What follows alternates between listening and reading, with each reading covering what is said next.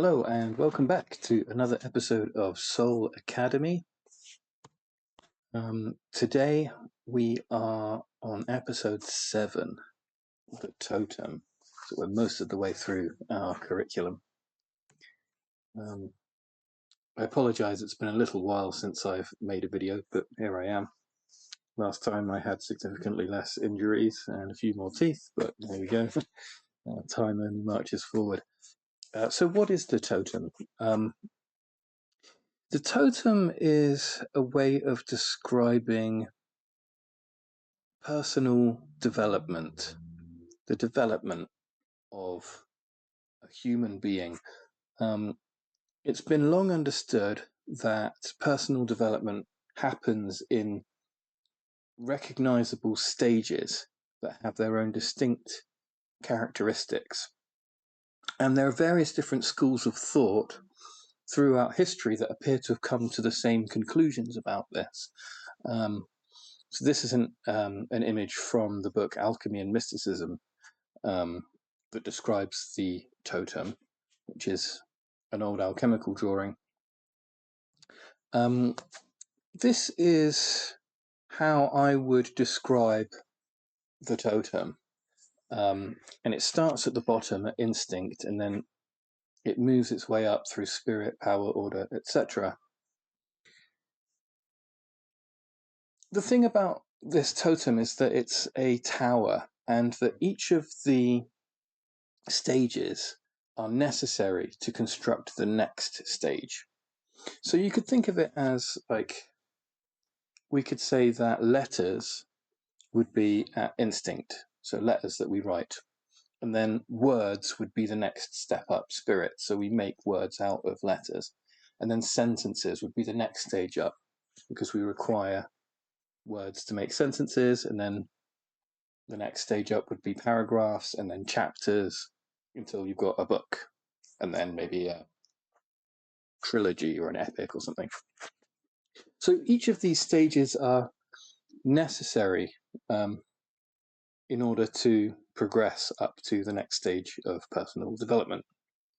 Here's another image on the right of another depicted totem, again from the book Alchemy and Mysticism. So, going back to some recent history, this gentleman, Clare Graves, came up with this emergent cyclical levels of existence theory, showing how we ascend. We could say our spirit ascends in this certain way. It doesn't just go up in a steady sort of vague kind of way. It doesn't just merge smoothly. No, we ascend in these steps. And he had the express self and the sacrifice self. So the sacrifice self ascends and conforms to an environment, and then the express self ascends and changes the environment, and these steps go up and up like this. Then from the work of Clare Graves came the work of Don Beck, who invented this system called spiral dynamics, where he named the systems, he named the stages of development, starting at animistic and then starting at instinctive and then going up to animistic, dominant, authoritarian, achievist, and so on. And Don Beck associated certain colours with these stages of development, which is of particular interest to me, which I won't say why right now. Then came the work of Ken Wilber, who coined this integral theory, which is a kind of more solidified understanding of spiral dynamics, and is essentially talking about the same thing. This this kind of totem pole of stages of development. Now, Ken Wilber postulated that it's not just an individual that ascends these stages, it's also a culture, right? A whole civilization goes through this from infancy through to adolescence and up to becoming an elder. Okay. So this is an image of the colors and the stages of development according to spiral dynamics. And as we ascend through these stages, to give a brief lowdown, we start instinctively, not really understanding anything, but knowing our senses. We then move up to an animistic kind of magical way of thinking where we understand things through stories. We then go up to power and dominance and boundary setting, sort of in our teen years. We then become orderly, keeping calendars and things, which can lead to a kind of authoritarian perspective. We then develop skills and start becoming achievers, and we compete against each other. We then become communal and compassionate and ecological. And then we start to become visionaries, integrating the previous stages and becoming more systemic. And then finally, not really finally, but on this diagram, the highest point here is the holistic universal understanding, which is a kind of global vision. So you may have heard, or you may not, that the astrologers right now are talking about how we're in a stage of great ascension. In fact, many ascended masters are talking about this, that we are about to break through as a collective to the next stage of development, which happens to be the integrative visionary stage. And the last eclipse seemed to mark the change for that. We can only ever grow up. We don't grow down.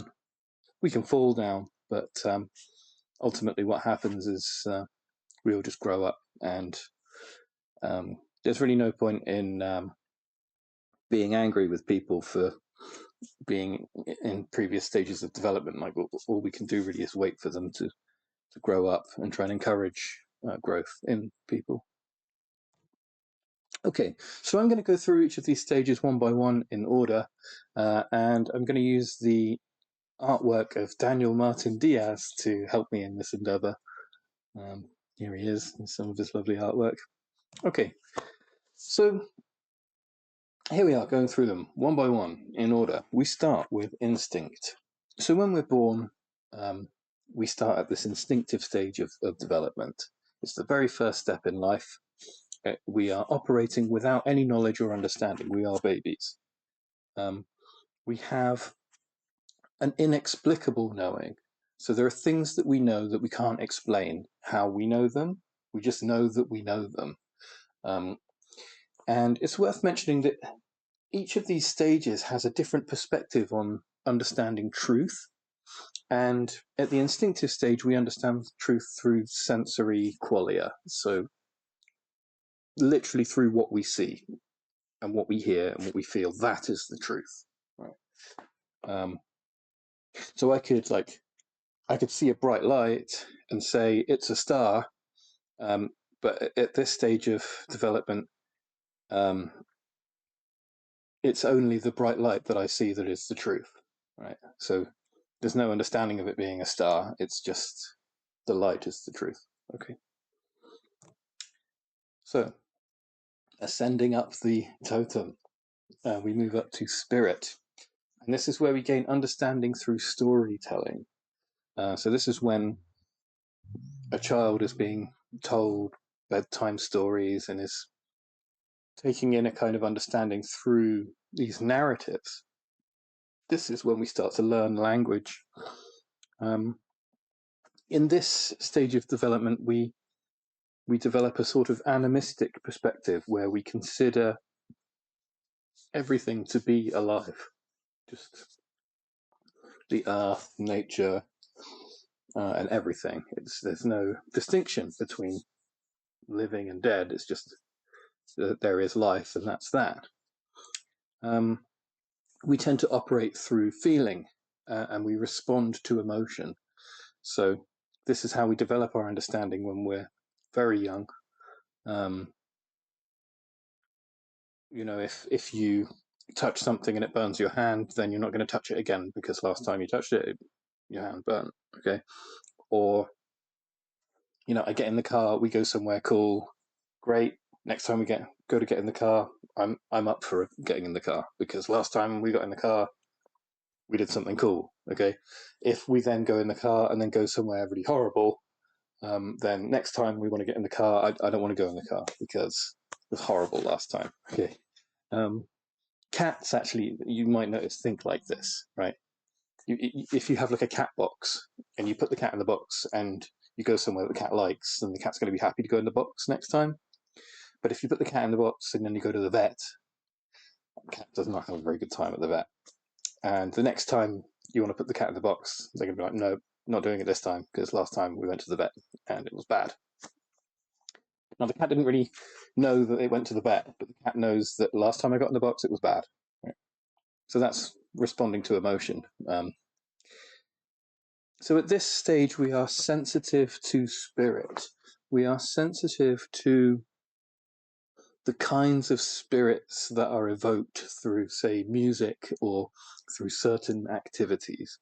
We recognize vigor in people. We recognize joy and kindness, and there's real wonder in this. You know, we're sensitive to things like the Christmas spirit when we're very young, and you know, kids love Santa and so on.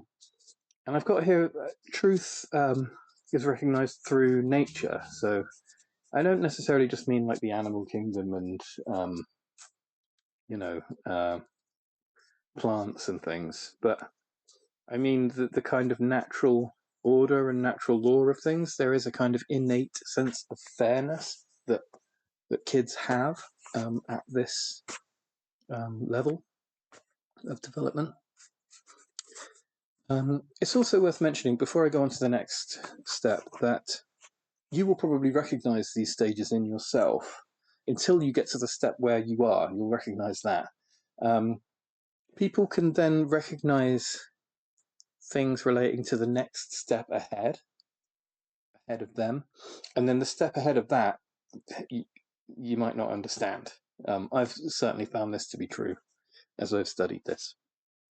Okay, so we move up the totem to the next stage of development, which I have called power. So in the realm of power, there is this sort of dominant thinking. We are setting boundaries, right? We're saying like no to things, and we're challenging authority. We're trying to find out what we can and can't get away with, and we're refusing to just obey things. So you might recognize this in teenagers, you know, when they start to become challenging in that way. It is because they are ascending in spirit to this level of development. Also, there is a kind of symbolic thinking that happens at this stage, which I imagine is why teenagers become so obsessed with brand logos and things. You know, like they want that Nike bag or whatever. They want those Adidas tracksuit bottoms because that's better than the not Adidas tracksuit bottoms, because the symbols have meaning. So there's an understanding also of strength here, and there is a perception of truth through what I'm calling here the currency of competition. So if you've ever done any kind of fighting, if you've ever done a martial art, you'll understand this. If you go to, let's say, a jiu-jitsu school or a boxing school, you get on the mat, so you get in the ring with someone, and the other person that you're sparring against might be very rich, might be very famous. Okay, but as soon as that bell rings in the ring and you're fighting them, all of that stuff just disappears, right? So this monetary currency and this status currency means nothing in the ring, right? All that matters is what works in the fight, and the winner of the fight then becomes the truth in this at this particular level of consciousness. Okay, so like who's the best, um, who gets the trophy, right? So it's true that you won gold, and it's true that you won silver or whatnot. It's true that you didn't win, right? Okay, so that's the power stage. There are positives and negatives to all of these stages, and I think it's quite clear to see how being dominant could be a negative thing. Bullies reside here in the power stage, but also it's necessary to know your power and to understand power. Because to ascend the stages without a proper understanding is to build your castle on shaky foundations, which will invariably lead to a fall. And a fall down this totem is quite a terrible thing. It looks like a person's life falling apart. It looks like chronic depression. So it's not something that, well, it's something we want to avoid, let's say. We want to build strong foundations as we ascend this totem. And also, it's a mistake to say that a person who's higher up the stages is any better than a person that's lower down, right? I mean, you wouldn't say that a 30-year-old is better than a 20-year-old, You wouldn't say that a 20-year-old is better than a 10-year-old. They're just at different stages of development. So that's that. Okay, so what happens when we ascend from power? We then move over to order. So in the order stage, this is where we start to get organized. We start tidying our spaces. We start setting up workstations and things. So, you might create a desk or something in your bedroom and get things all organized. We start keeping a calendar. So we start ordering things in time as well as space, which means we can start planning things. We start ordering our thoughts, which brings, a new level of understanding. And then we have a kind of truth through prosperity. So, if you can get your shit together, for lack of a better term, then you will be more prosperous, right? You won't have like a messy room. You won't be a loser. You'll probably at this stage, maybe start developing relationships with people and romantic relationships. You might get a job. You might start earning money and so on. This is something that I think we work on at school and college education. We have a load of kids who are back in this power stage, and we want to help them grow into the order stage. And this is why we set deadlines for work and things like that, to kind of train them to enter this next stage of development. Okay, so after order, we have skill. And this is about practicing and focusing on things and developing your skills. So once you've like set up your workspace and you've tidied your room and stuff, then you can really start focusing on maybe studying or practicing like writing, or maybe you're learning a musical instrument, or you're learning, I don't know, computer programming or something like that. So there's a sort of technical knowledge and ability that comes with this stage. There's also a kind of reciprocal thinking. So we're no longer dominant as we were in the power stage. We develop a kind of trade-like thinking. It's you scratch my back, I scratch your back kind of thinking. So there's also a kind of mechanical understanding. There is a word for this, but I was searching through a thesaurus earlier, and I just can't think of what the word is. But it's an understanding of reality by breaking it down into smaller component parts, and then sort of assembling the pieces together. sort of like Swiss clockmakers back in the day. Different artisans would create different components of a clock, and then they would all come together to form this mechanical contraption. So I don't know. Mechanization is, I suppose, it's not the word I'm thinking of, but that's the best I've got right now. And here we have a kind of truth through productivity and efficiency, right? So it's not just about keeping a calendar and going to work and earning a wage or whatever. It's about producing more, being more efficient. At this level of thinking, progress would be represented by getting more stuff done by putting the same amount of effort in, or putting less effort in and getting the same amount done, this sort of thing.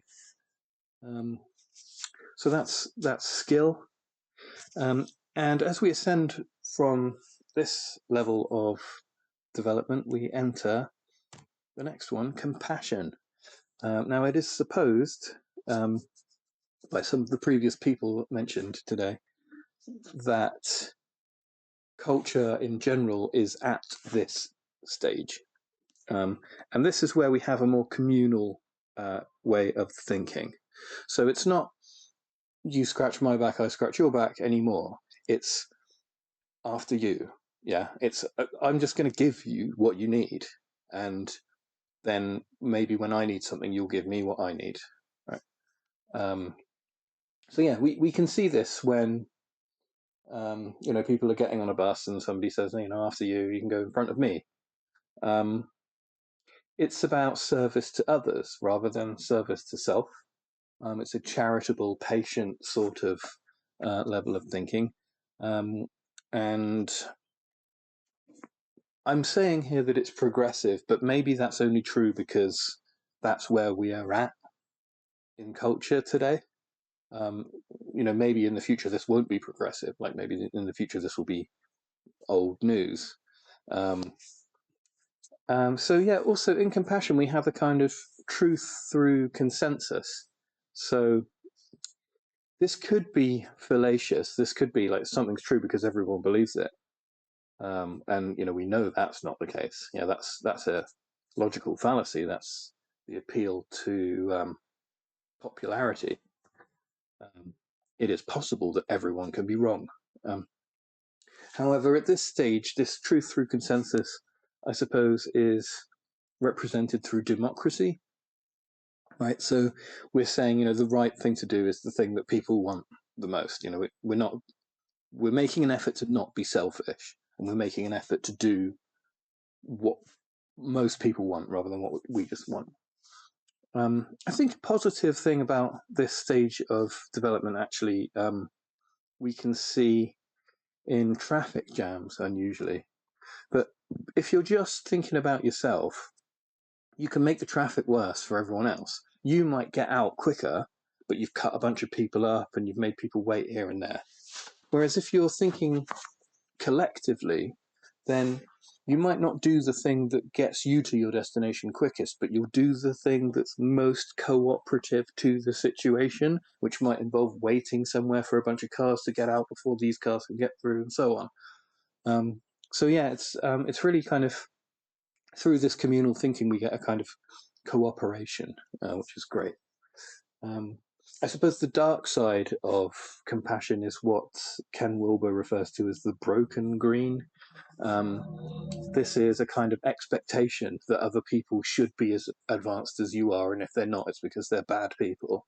And as I say, there is a kind of a good and a bad side to all of these stages of development. I mean, who was it that says, I think it was Alexander Solzhenitsyn said in one of his books, that the line between good and evil runs through the center of everyone's soul. I'm paraphrasing, but it's basically it. So it doesn't matter what stage of development you're at, you can be good or evil in any of these. Okay, so we've arrived at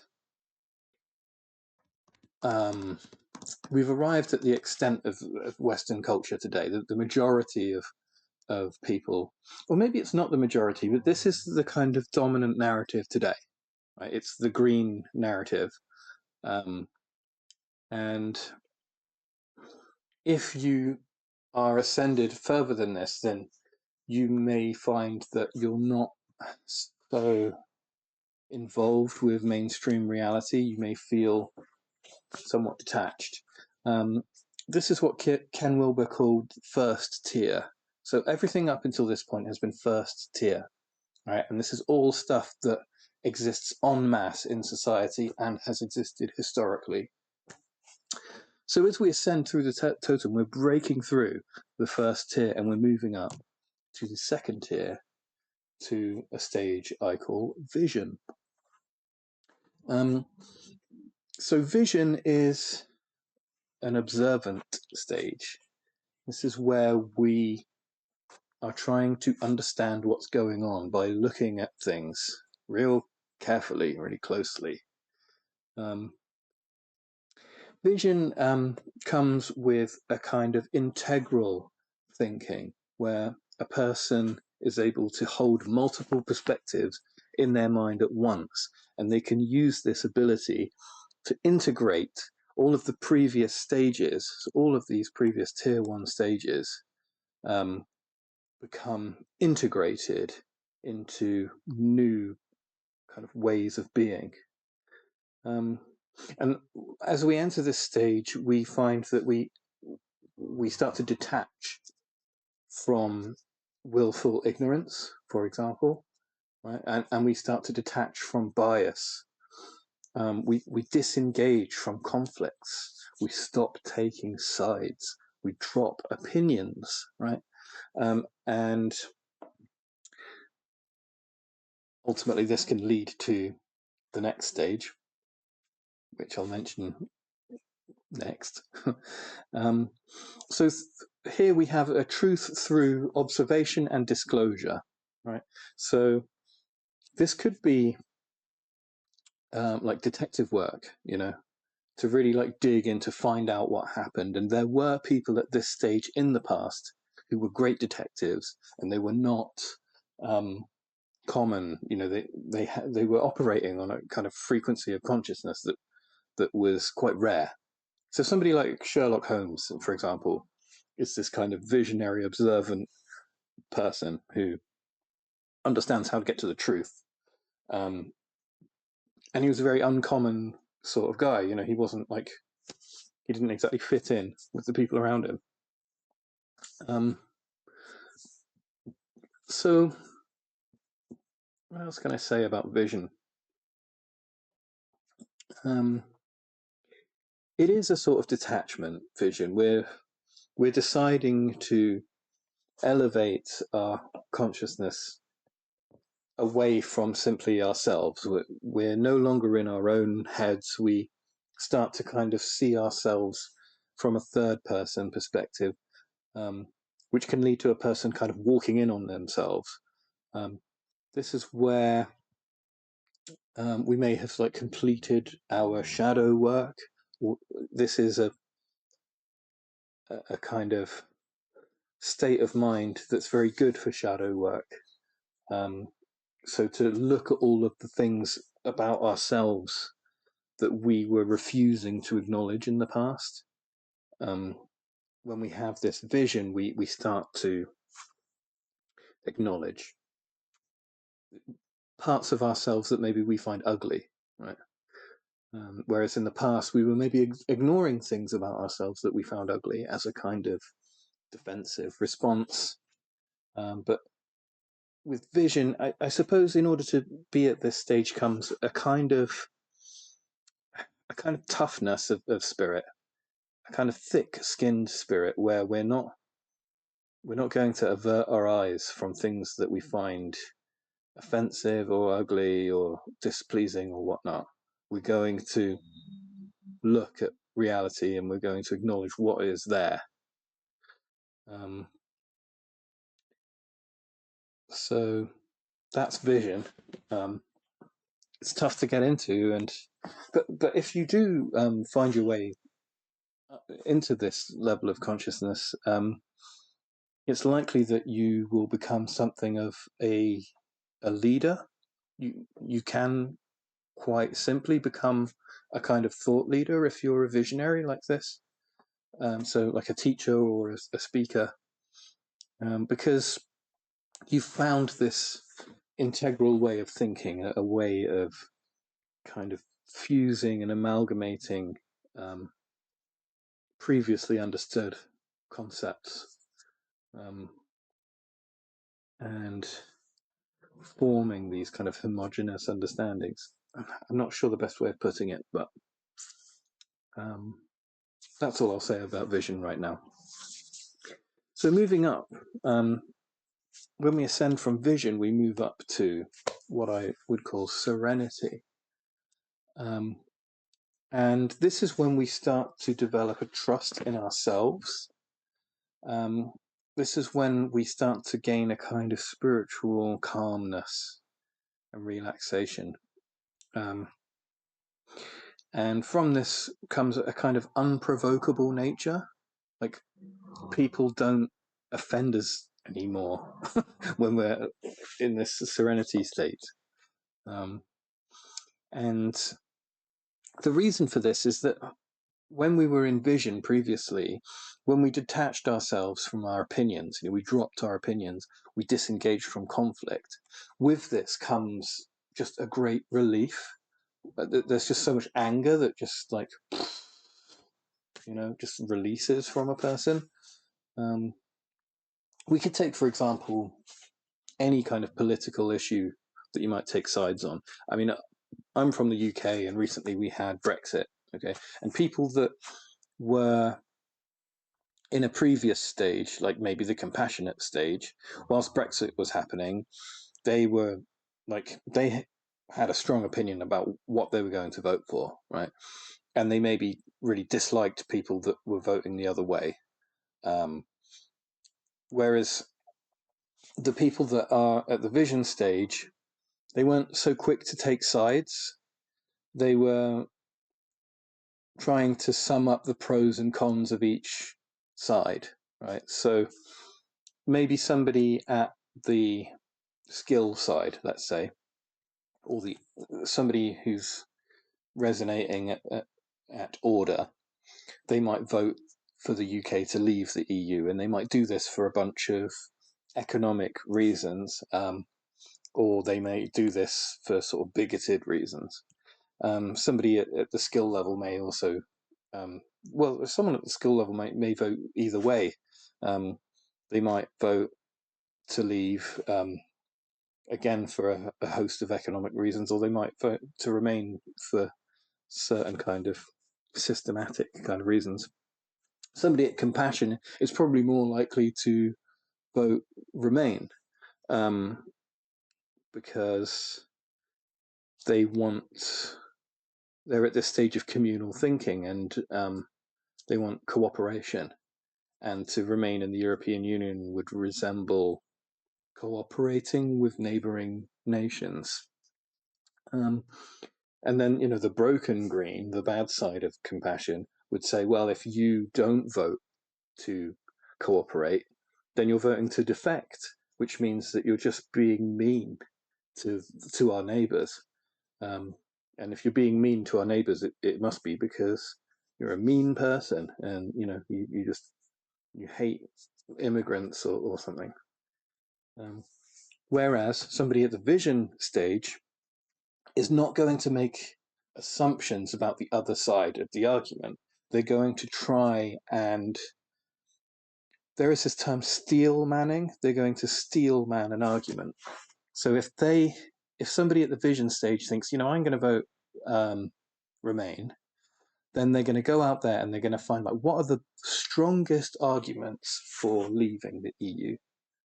And then they're going to weigh up all of the things. And this is when, you drop opinions. You're not just you're not digging your heels in and saying I support this thing. You're saying what are the pros and cons? What's going on here? Why are these people thinking this way and why are these people thinking that way? And you sort of, instead of then going out with a picket trying to get people to turn around to your point of view, you're kind of just saying, yeah, that's happening now.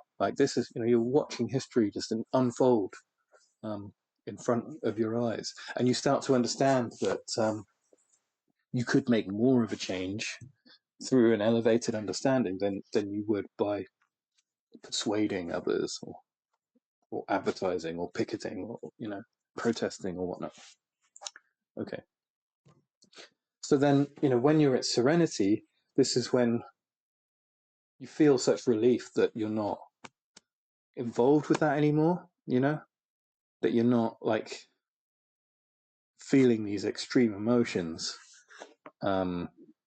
regarding sort of political things, and you're not hating anyone anymore. You're refusing to hate when you're at serenity, because you get a taste of what it feels like to not hate, and it just feels wonderful. And so when someone's offered up to you as a person that you're supposed to hate, you just refuse. You're just like, no, I'm not going to hate that person like you do. So yeah, this is where a person becomes kind of unprovocable, right? So a person at this serenity level is not going to be triggered by anything. You can say what you like to these people, and they're just going to smile, because that's what they do, because they're enjoying life. So at serenity, we have this holistic understanding, whereas previously at vision, we had this integrative thinking, integral thinking, where we're starting to fuse together ideas. At serenity, we have a kind of, we've fused together the ideas now, and we have an understanding of the whole. Whereas before, we were examining pieces of reality and pieces of truth and certain perspectives on truth. We now get a kind of, a holistic understanding of what's occurring. And we have here a truth through acceptance. So after we've gone through all of the stages of grief, we come to acceptance at the end.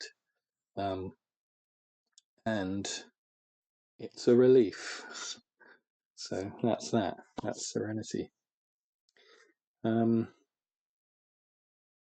Perhaps this is something that people may or may not come to in retirement commonly. I mean, it's not common that anyone would be here at this stage in history, but among the people that have reached this stage of development, I think you would find most of those people are in retirement now. Yeah, they're just kicking back and enjoying just breathing the air. So the next stage is what I would call discernment. So discernment is knowing when to lead and when to follow. It's knowing what to believe and what not to believe. That's discernment in a nutshell. It's understanding the way to go. It's transmuting your understanding into wisdom. So it's not just about knowing what's out there. It's about knowing what you're supposed to do as well. This was a goal of Zen Buddhists as they were ascending, like in spirit. That discernment was considered to be one of the highest forms of consciousness. And people at this stage tend to emanate love and joy, which is infectious and very recognizable. So people at discernment also understand levels of uncertainty and levels of certainty. So they know like what must be known and what can't be known, and how likely things are to be known. Right? So, for example, I would say that the only thing I know 100% is that something is happening. And then anything else, I only know, well, less than 100%, right? Which I have spoken about in previous lessons. There are other things that we just cannot know, right? The Buddhists talk about the Tao, and if you think you know the Tao and you don't know the Tao, we could say the same about God as well. It's like God is, by definition, unknowable. We can get to know God in a way. We can have a relationship with God, but we will never know the wholeness of God. We'll never know God through and through. And so part of discernment is knowing, like, what can be known, what can't be known, what must be, and things like this. And that is as high up the totem as I am willing to climb today. So those are the stages of development. Not all of them, but that's as far as up as I'm going. So in Don Beck's spiral dynamics, we can see in this image here, like the different stages of development, where beige is the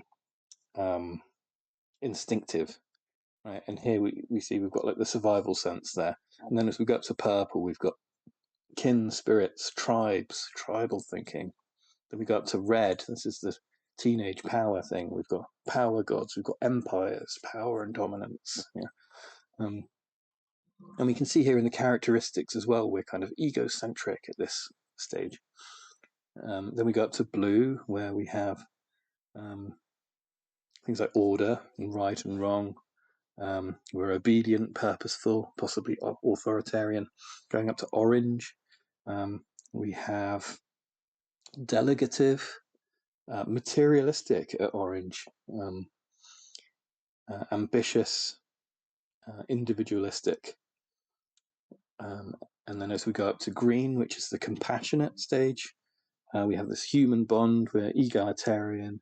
We stand for approval and equality and community. And here we're relativistic, as opposed to egocentric or materialistic or whatever. And pluralistic. Yeah, so it's about the group, the collective. Then at yellow, we are integrative, and it's about adaptability, adapting to the current situation. And here we are systemic and conceptual, right? And I think, conceptual thinking is a bit of a rarity these days. In the workplace, you'll probably find people talking about things, people, and events most of the time. And it's very rare that people actually talk conceptually. But, well, that's probably due to change. And that'll be nice.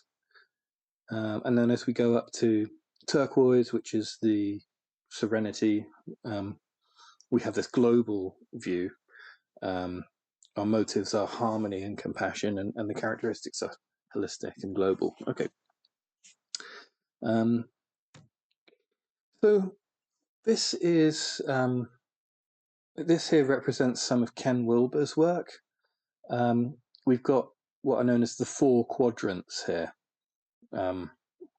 So we have internal on the left and external on the right, and then we have individual at the top and then collective at the bottom.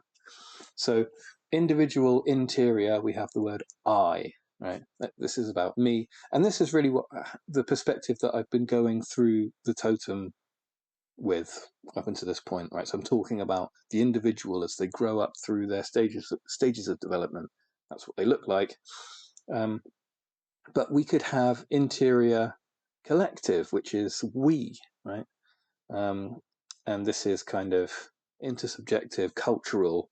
This is about shared values and things, our tribe, our country. Then we have exterior individual, top right, and the word there is it. So those are things outside ourselves, objectivity, biology, behavior. And then bottom right, we have exterior collective, and the word for that is it's. And here we have things like systems and structures and things like that. And what Ken Wilber is saying is that this totem of progression applies to all of these things, right? So it doesn't just apply to you as a person growing up, it also applies to nations, and it applies to the behavior of people across the whole world throughout history. Okay. So here are some more learning resources, posters and things from Don Beck's um, spiral dynamics theory, which um, I recommend for further study if you're interested in this stuff. Yeah, I think so. On the right here, oh no, yeah, we've got spiral dynamic colors there on the right. There is a bit of confusion around amber and blue.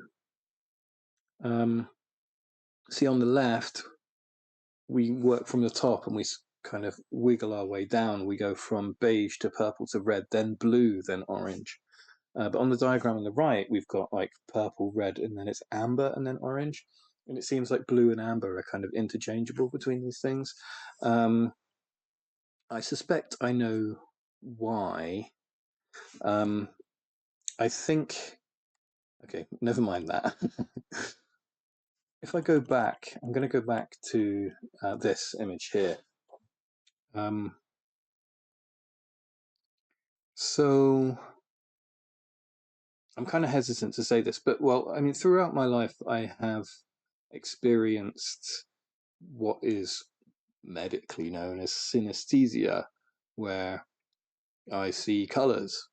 And when I discovered this spiral dynamics thing, I was just stunned at the correlation between the colors and my understanding, and it really helped me to understand that my synesthesia was not just random firings of the brain that are causing me to hallucinate colors, but it was actually a sense. You know, it's a sensory experience, and it has meaning. And the senses that I get correlate to these colors and these quadrants, should we say. So I see blue when a person is expressing these kinds of blue thoughts and feelings. You know, I see green, I see orange. I see them sort of like almost like things burnt on the back of my retina, and it helps me to understand people. And yeah, the colors that I have put here are those are the colors that I see. And I think what yeah, I mean, looking at Don Beck's colors, they do correlate. You know, we've got the red for dominant, the blue for authoritarian, the orange, you know, the green, the yellow. That they correlate like perfectly. Then when we move up to Ken Wilber, I think what Ken Wilber was trying to do was that he swapped the blue out for amber so that it would represent an increasing of the light frequency, and things just aren't. They appear more neat and tidy this way.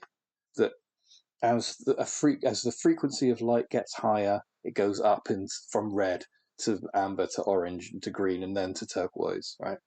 And that having blue like part of the way up, you know, after red doesn't seem to make much sense. It doesn't correlate with a simple just rising of frequency, and it doesn't. But like, I don't know why it is this way, but look, that's just what I see. And you know, I believe that um, there are people who claim to see auras, and um, these people tend to describe the same kinds of colors that I see. So, like, you know, I strongly suspect that there is something to this, that these are frequencies of consciousness that can be perceived as colors. And I think that's what's happening in my case with my synesthesia. And I think that there are people who see auras who also see these colors. There are other people that don't see any of this stuff, and they don't believe it. And you know, there's no way um, to convince you of that. If you don't see it, you don't see it. And that's fine. So looking at these altitudes of development on the right here, this is it says spiral dynamics colors, but actually those colors are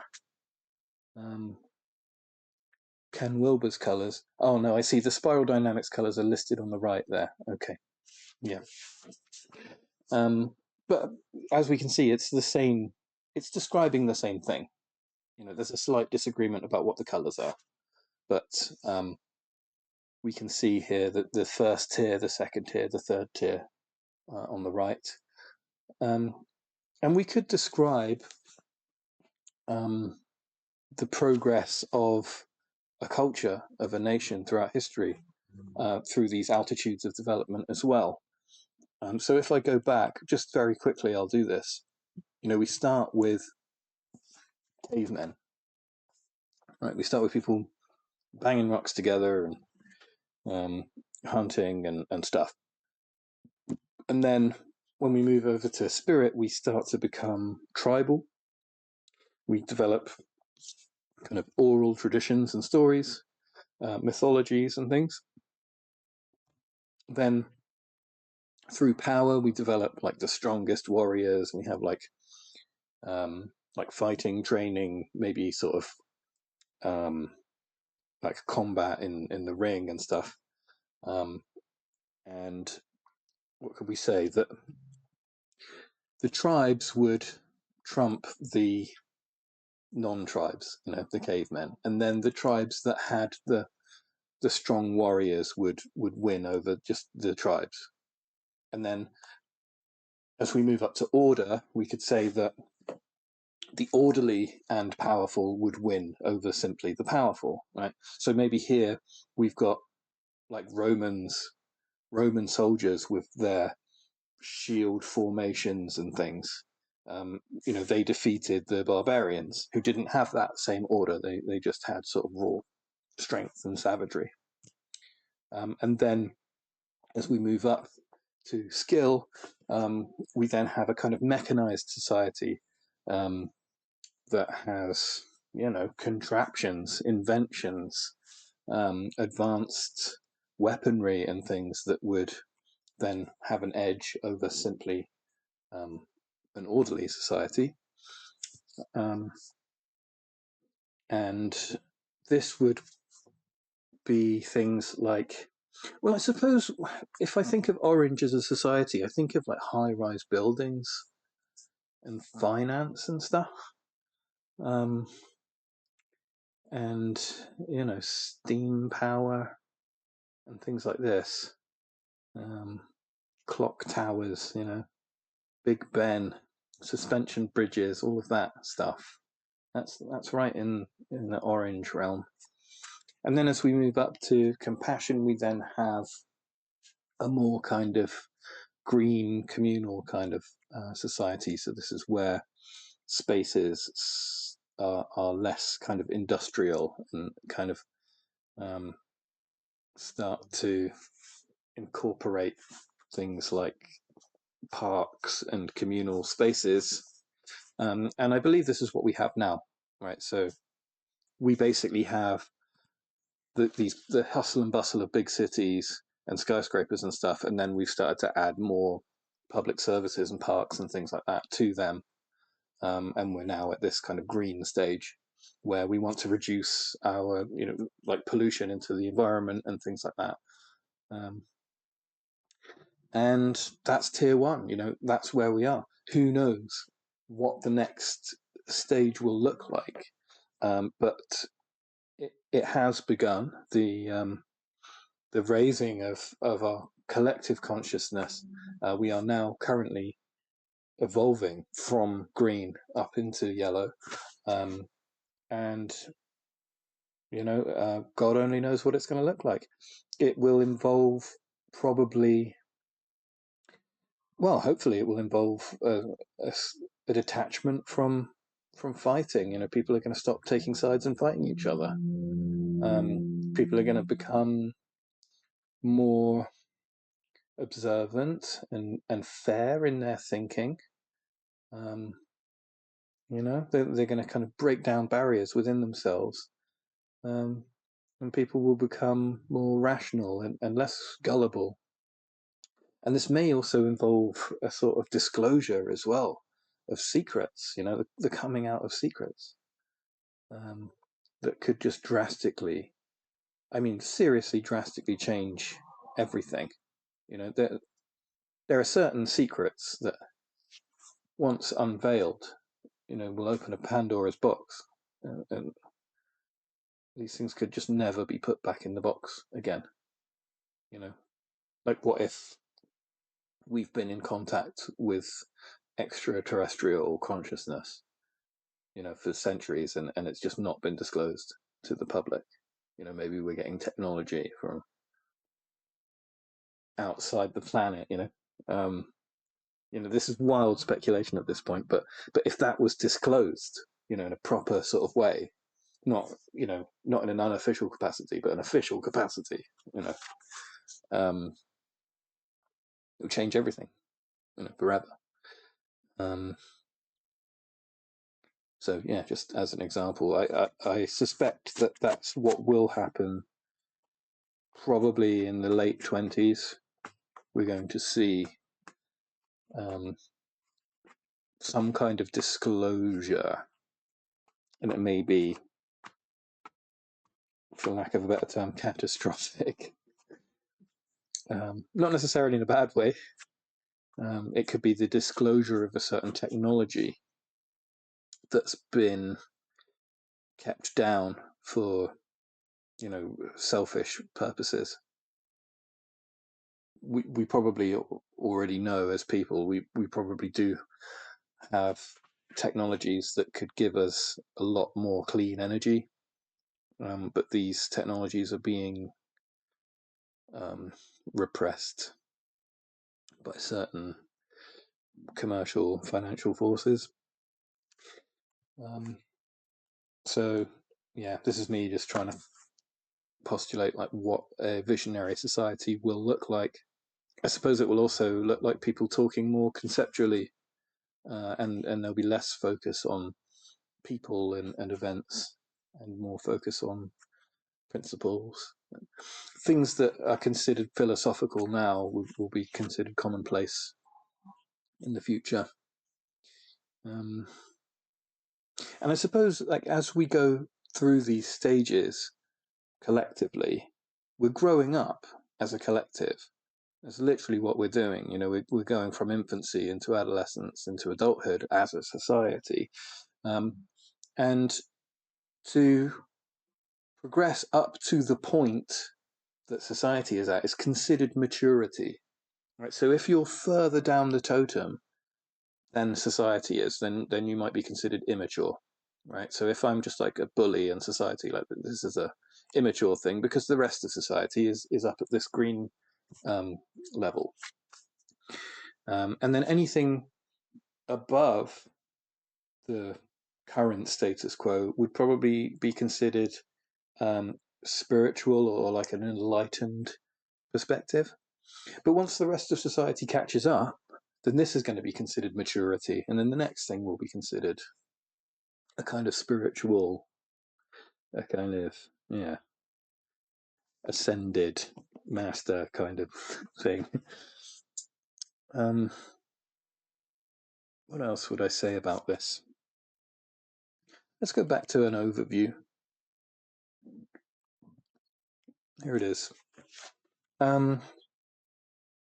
So if you're interested in elevating your consciousness, if you're interested in growing up and developing, then I would suggest to investigate the next stage of development that's beyond where you are. Right. So I mentioned earlier how teaching teenagers to be orderly is what we do, because we're trying to encourage them to grow up from the power stage up to the order stage, right? And if you identify as any of these things, if you think, yeah, I'm at the compassion stage, as most people are in the West these days, I'm a progressive, I'm up for being communal and collective, and I'm up for democracy and taking care of the environment, service to others, and things like that, then like where do we go from there? And the next thing to do from there is to have a look at the visionary stage. But don't try and skip the stages. Don't try and just jump to discernment. I say that. To have some discernment is a great thing. To have some serenity is a great thing. But we're not trying to like dwell there. I think if you skip vision and you go straight to serenity from compassion, then you end up with a kind of flawed philosophy, a kind of bad, sort of bad Buddhism, a kind of new age bullshit sort of philosophy where you're all about peace and love and serenity and that, but you didn't really understand the visionary stage that came between that. So in a sense, you're kind of flying up in serenity, and you haven't built a tower up there. And as I said at the start of this, it's necessary to build the foundations up. You need instincts in order to get up to spirit. You need spirit in order to get up to power, and so on. So and there's no rush, right? It's better to grow in a robust way slowly than it is to race your way up and build kind of shaky foundations. Okay. So going through the slides, we talked about these things. One final, not final. This is a kind of final learning resource. This is the integral map created by Ken Wilber. It's like a printable poster that contains all the information. So, I would encourage you to observe that at your leisure.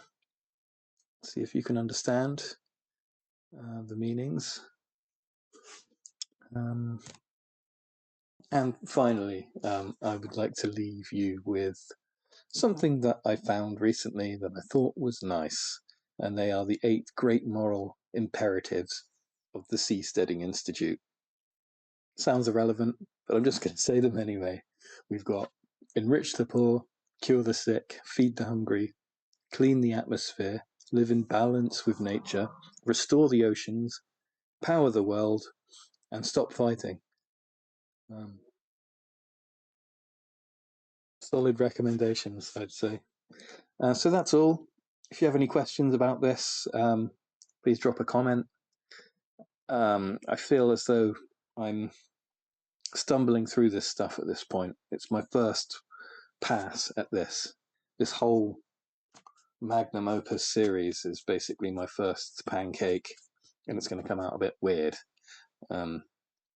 Maybe I'll make a second pancake soon that will come out a bit better, maybe in the form of a book or something. And if you're still with me, thank you very much for paying attention. I hope that this has some value to you. It certainly has helped me to understand my own personal growth and development. And apologies again for taking so long. Thank you very much, and be well, and I'll see you next time.